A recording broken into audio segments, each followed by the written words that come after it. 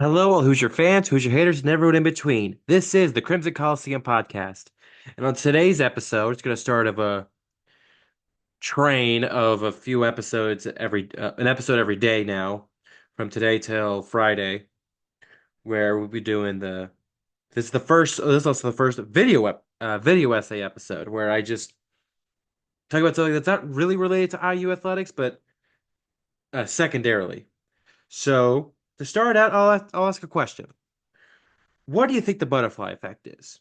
To some people, it's a really bad movie starring Ashton Kutcher, but to others, it's a theory that small changes in the present can have a massive effect on the future. Shout out to Ellie Productions 49 for that little quote there to start his butterfly effect videos, which is kind of where I got the inspiration to do this. Um, Instead of like the Hendricks first win in Martinsville or the Spingate scandal in NASCAR, today we're talking about something that is probably the biggest thing affecting college sports right now, realignment. Now, realignment has been a thing in college athletics for over 125 years. The first real documented one was Indiana and Iowa leaving the Western Conference to go to the Big Ten in 1899. So, it's been a thing for over a century. But one game is that, in my opinion, is the catalyst for what the realignment we're seeing today, which is probably the biggest in history. But we gotta get some background into it.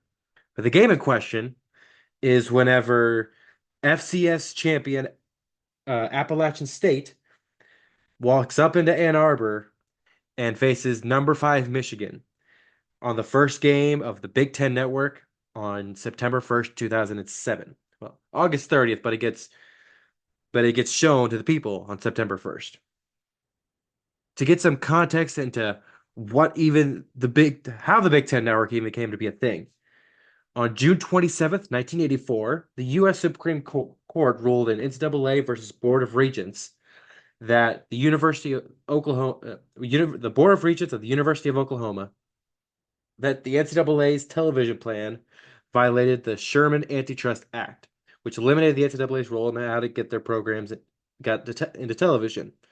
Which basically the NCAA was the one where controlling how the teams got onto broadcasts back before this happened.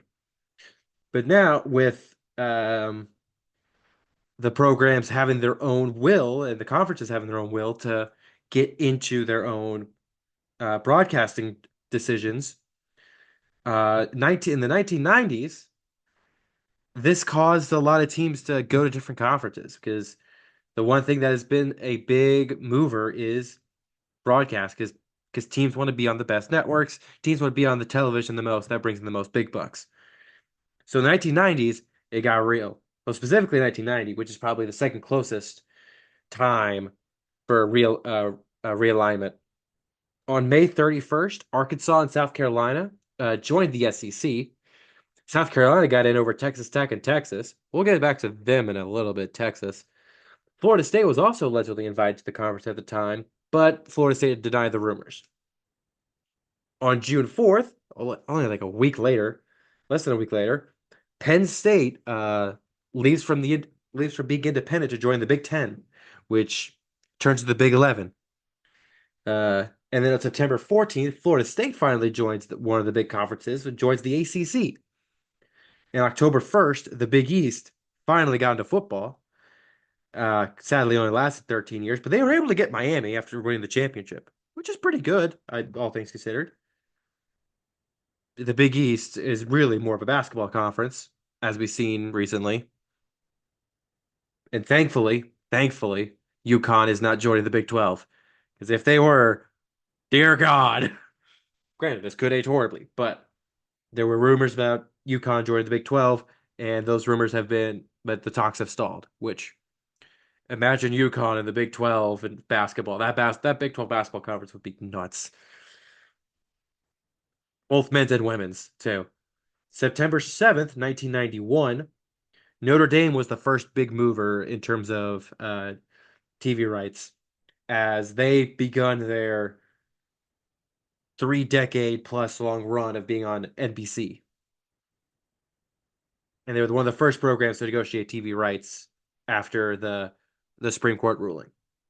February 25th, 1994, the Southwest Conference disbands due to its scandals and lack of TV presence.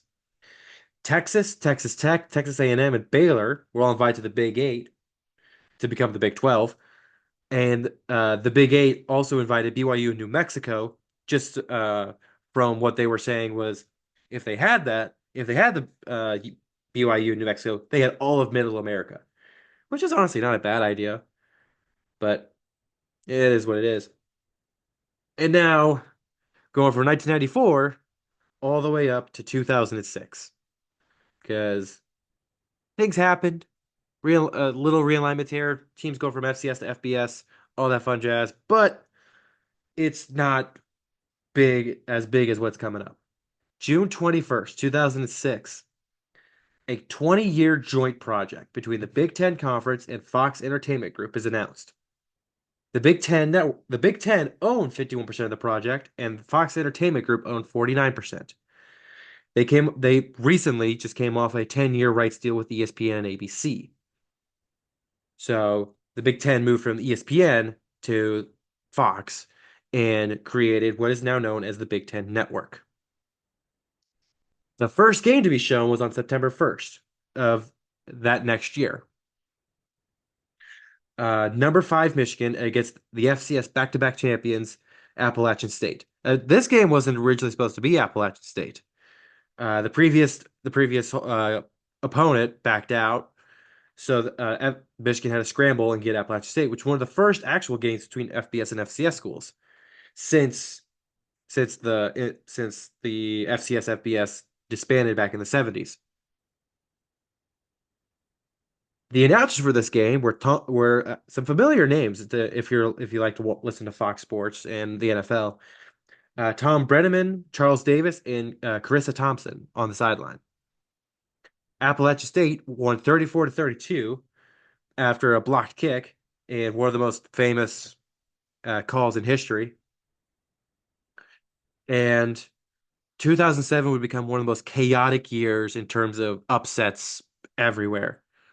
Like there's videos discussing like how 2007 was just absolutely nuts. But originally, with how big this game was, this could have fallen flat on the Big Ten and Fox's face, as the Big Ten Network and Comcast had a dispute that put down the future of the network, especially whenever it was just starting out. So they needed a good game. And granted, I don't know if Michigan Appalachian State at the time was the right decision for that game, but it eventually became the starter that the Big Ten Network needed to become the giant, pseudo giant that it is today. And there's 2 timelines I'm going to talk about today for the rest of this video. And the first one is Appalachian State. Let's go with the smaller one first, Appalachian State, because they are an FCS powerhouse at this point. Back-to-back national championships, just beat the number 5 team of the country in FBS. Coming off of that, they're riding high. They finished the season 8-2 and 5-2 in their Southern Conference.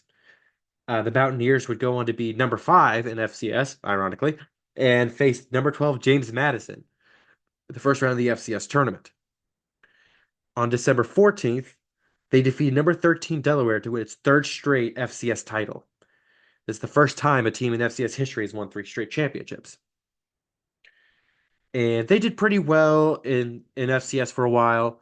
And then on March 27th, 2013, they announced that they would be joining the FBS, the football bowl subdivision, starting in the 2014 season on March 27th, 2013. So they officially make the jump to the FBS. On August 30th of that season, the Mountaineers would play in their first game as an FBS school as they joined the Sun Belt Conference. Their first game was, ironically, in the Big House against Michigan. But this time they were not as lucky, as Michigan won 52-14, doing what they probably should have done back 7 years ago. After 11 in 2015, after 11-2 season, Appalachian State makes their first bowl game and defeats the University of Ohio in the Camellia Bowl 31-29.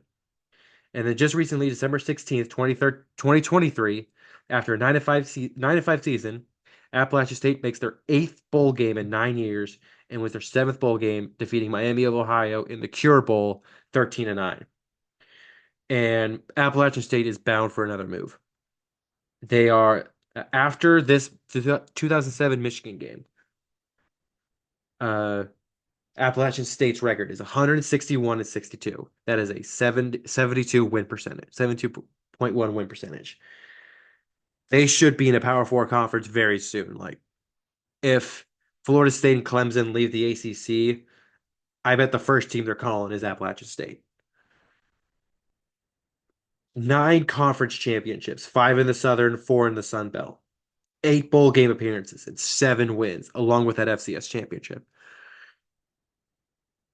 Like they are a really good program that is getting better every year, and those Mountaineers are going to be they're going to be in Power Four very, very soon. I'm surprised they haven't been yet after all this realignment. But that's just Appalachian State. That's like small potatoes compared to what happened everywhere else. After the success of the Big Ten Network, January 29th, 2011, just a little under 3.5 years, just a little under 4.5 years after the Big Ten Network got announced, the University of Texas, you remember them, decided to announce Longhorn Network along with ESPN, which you'll see why this becomes very, very important very soon. Uh, the logos were shown during the spring game that year, but sadly, it ended on June 30th, 2024, as whenever they went to the SEC, they just used the SEC network, which makes sense. Only about 6 months later, July 27th, the Pac-12 announces the Pac-12 network, the second conference to get a television network. And here comes the problem with the different networks. The Big Ten did what I think is the smartest decision out of all of them. They had it half is theirs and half is the actual media rights dealer. So half is Big Ten, half is Fox. And that's why it's been as good as it is. Pac-12 network was fully Pac-12. Like they did not have anyone else. Like they didn't have it partially owned. It was just fully owned by the Pac-12.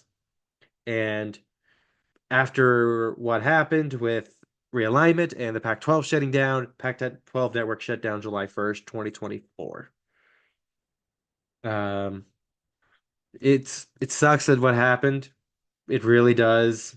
But the Pac-12 were probably the biggest losers of this, and they didn't even realize it at the time. On May 2nd, 2013, so about little under 2 years after Pac-12 network gets announced, the SEC network gets announced. The 20-year deal with ESPN and for the SEC network. But unlike either of them, the SEC does not own this network. It is 80% owned with Disney and ESPN and 20% being with Hearst Communications, which helps with marketing and stuff. In July 21st, 2016, the ESPN and ACC also agreed on a 20-year extension, which led to the announcement of the ACC network, which was launched a few years later in 2019. And it's the same ownership structure of the SEC network. Most of it's by Disney, the other 80% by Disney, 20% by Hearst. I don't think this is a smart decision on their part. A part of what makes the Big Ten network successful as it is that it is owned by the Big Ten in some right, and the conference is not having any ownership, at least it just being the whims of the conference and that whims of the network, and that doesn't feel right. 5 years later, on the day, actually, 5 years on the day later, after Big 12 Media Day, the bomb drops. Oklahoma and Texas are in discussions with the SEC to join the conference in 2024.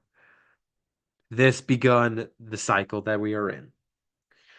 And a part of it is there was a conference I missed whenever we were talking about the conferences getting media networks. It was the Big 12. Big 12 never had a network. And Texas really didn't like that. They wanted the Big 12 to get a network. They had their own network, but they felt like the conference, since the other four conferences had network, they should get one too. So them, along with Oklahoma, jumped ship to the SEC, where they had a network and they could get better competition. And that left the Big 12 in a little bit of a predicament. The two biggest moneymakers were gone, just like that.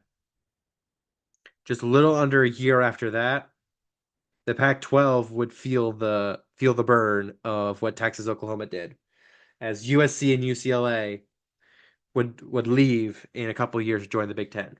And I think Chip Kelly's quote, whenever he was talking about this, was right with how the media is and how cutthroat it is sometimes.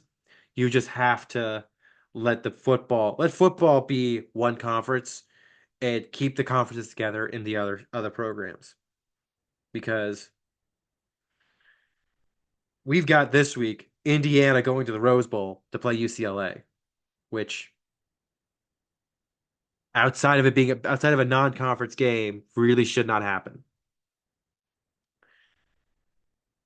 It's weird to think that this is the beginning of these new conferences. 18 Big Ten teams is really, really weird to think about. But with I feel bad for the Pac-12. I feel bad for all the Pac-12 fans, and it's going to be weird to keep saying Big 12 after dark. That's Big 10 after dark, Big 12 after dark. Not SEC after dark. Maybe ACC after dark because they got some teams too. They got Cal and Stanford. But this is a really, really weird situation to be in. And it's gonna be nice to see like UCLA go into the Assembly Hall, uh, watching IU go to the Rose Bowl, watching go to the LA Coliseum whenever they play USC, watching Texas versus Alabama in the regular season, uh, watching Colorado back in the Big 12, watching all the like some of it's nice, but some of these programs, some of the smaller programs, baseball and softball, they are absolutely screwed from it. But outside of that stuff, but it'll be interesting to see what goes forward with these conferences. Hopefully, the Big 12 gets a Big 12 network. I don't know who they'd be though. They may go with Fox. Granted, not for sure. I think they're ESPN or Fox. I can't remember. Also, I might have to look into that another day. But just a little bit of a future thing this week. This week we've got tomorrow's gonna be power rankings. It might honestly be today. I don't know, depending on how I feel. Tomorrow's gonna be power rankings. Thursday is gonna be predictions. Friday's gonna be preview. Sunday's gonna be post game, and then we'll go on from that. In these off days, I'm gonna work on some more video essays. Like I got one cooking up for men's basketball, and I need guests to help me out with some of these post game, well, preview episodes. Not post game. I'm good with post game, but if you have any interest, DM me on anyway on like Facebook, Twitter, anything like that. And that's gonna be it today. Thank you all for watching. Make sure to like, comment, subscribe on YouTube, share with everyone, and ask yourself, who's gonna be the next one that's gonna move? What's gonna be the next change in the NCAA? Who's gonna be the big movers?